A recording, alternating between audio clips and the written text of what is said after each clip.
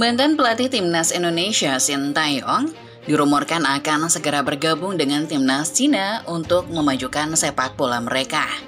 Usai menelan kekalahan pahit dari Indonesia, Cina harus pulang ke tanah mereka dan menelan mimpi ke Piala Dunia. Lebih dari itu, pelatih Branko Ivankovic pun dikabarkan dipecat dari jabatannya. Sintayong di sisi lain digadang-gadang adalah pelatih ideal untuk menggantikan posisi itu, mengingat prestasi dan ketekunannya di Indonesia. Starting 11 Moment kali ini membahas rumor STY yang akan bergabung dengan Timnas Cina. Akankah demikian? Simak selengkapnya.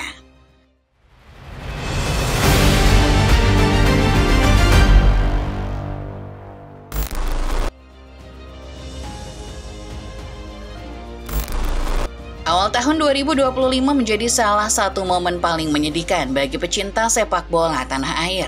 Bagaimana tidak, pelatih yang selama 5 tahun terakhir mendampingi Garuda akhirnya harus kembali ke negara asalnya. Sosok tersebut tentu saja adalah Sintayong, pelatih asal Korea Selatan yang ditunjuk oleh PSSI sejak tahun 2019. Selama masa kepemimpinannya, Sintayong telah mengantarkan Timnas Indonesia menorehkan sejumlah prestasi penting. Dari mulai runner-up Piala AFF 2020 hingga peraih medali perunggu SEA Games 2021. Kontribusinya jelas sangat terasa. Lebih dari itu, Sintayong pun juga datang saat kondisi Timnas Indonesia sedang terpuruk. Bahkan, Garuda yang kala itu hancur luar dalam tidak mampu melakukan passing dasar dengan baik. Dengan penuh kesabaran, STY layaknya seorang guru. Ia membantu pulang Timnas Indonesia dari nol hingga kembali disegani di level Asia Tenggara. Ia juga memecahkan rekor sebagai pelatih dengan masa jabatan terlama dalam 2 dekade terakhir di skuad Garuda. Tetapi juga pembangun mentalitas dan kedisiplinan para pemain muda Indonesia. Ia tak segan mencoret pemain yang tidak disiplin dan seringkali mengutamakan kerja keras dibandingkan popularitas. Hal ini membuat karakter pemain Indonesia jauh lebih kuat secara mental maupun fisik. Transformasi ini diakui oleh banyak pihak sebagai lompatan besar dalam pembinaan sepak bola nasional. Namun sayangnya, pencapaian itu juga pada akhirnya tidak mampu menghindarkan STY dari perpisahan yang akan terjadi. Sintayong dan PSSI akhirnya berpisah karena perbedaan visi dan pandangan tentang masa depan tim. Banyak yang menyayangkan keputusan ini, apalagi saat timnas sedang berada di jalur kebangkitan. Namun keputusan telah diambil dan babak baru pun dimulai bagi kedua pihak.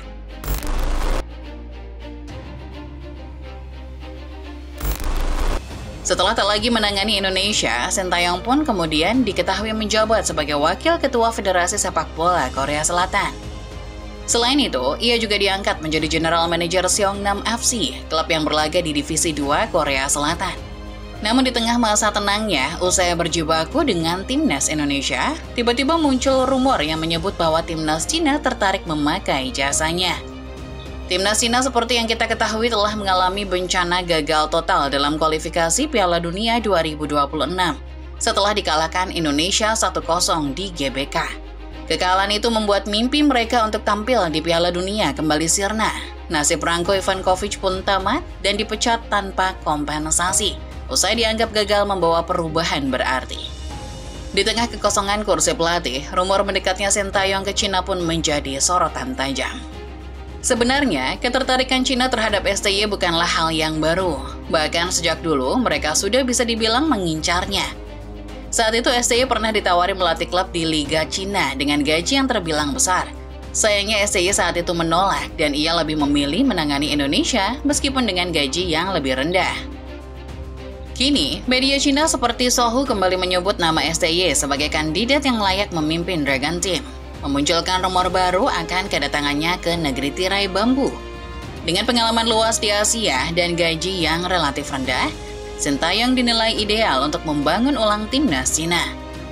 Dukungan publik pun mengalir karena kiprah STY di Indonesia telah membuktikan kapasitasnya sebagai pelatih top di Asia.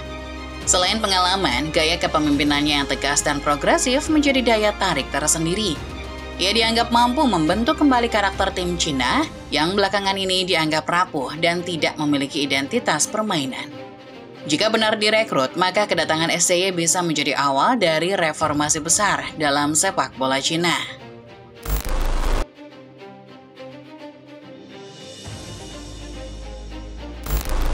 Meski STY disebut sebagai kandidat kuat, namun media yang sama ternyata menyebut juga bahwa ia sebenarnya bukanlah prioritas utama bagi Federasi Sepak Bola Cina. Media Soho menyebut bahwa pilihan utama sebenarnya adalah pelatih asal Jepang, Uemura Kenichi. Uemura dianggap lebih cocok dengan visi jangka panjang sepak bola Cina yang kini menginginkan kemajuan ala Jepang. Keputusan ini tidak lepas dari kehendak federasi untuk merombak sistem secara menyeluruh. Terlebih setelah kekalahan memalukan 7-0 di babak kualifikasi, Cina ingin mereformasi sistem mereka seperti Jepang. Oleh karena itu, menunjuk pelatih Jepang dianggap sebagai langkah yang logis dan strategis untuk meniru kesuksesan negeri Sakura. Terlebih lagi, Uemura juga bukanlah nama yang asing lagi di Cina, karena sebelumnya ia telah melatih timnas junior under 16 selama 1,5 tahun. Meskipun tidak terlalu mentereng, namun performa timnas junior di bawah Uemura dianggap stabil dan meningkat. Bahkan mereka pernah berhasil menahan imbang Korea Selatan 2-2 yang menjadi salah satu bukti progres yang signifikan. Reputasinya sebagai pelatih muda dengan pendekatan teknis dan sistematis menjadi nilai plus bagi Federasi Cina yang menginginkan pelatih Jepang. Selain itu, Uemura juga dianggap mampu bekerja dalam tekanan tinggi dan bersedia beradaptasi dengan budaya sepak bola Cina. Kombinasi ini menjadi alasan kuat mengapa namanya berada di urutan teratas. Karena itu, meskipun STY dianggap kompeten, federasi lebih condong memilih Uemura sebagai arsitek utama. Sintayong masih tetap menjadi opsi cadangan yang sangat kuat, namun tidak di posisi terdepan.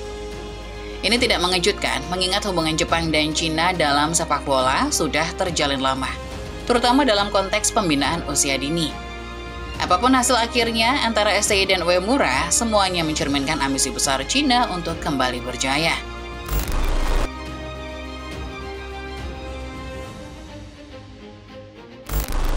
Jika kita melihat kedua pelatih yang diusung tadi, pastinya kita bertanya-tanya siapa sebenarnya pelatih yang paling cocok bagi Cina.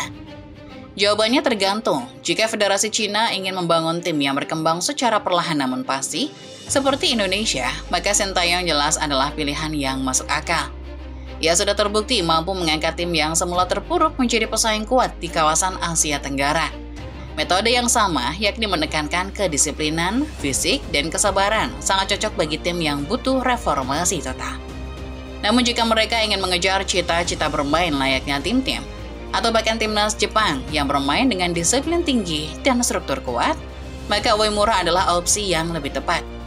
Uemura membawa filosofi permainan Jepang yang mengutamakan kolektivitas, pergerakan tanpa bola, dan pembinaan sejak usia dini. Strategi ini telah membawa Jepang menjadi salah satu kekuatan utama di Asia dan bahkan diperhitungkan di level dunia. Kesimpulannya, kedua pelatih ini membawa karakteristik yang berbeda.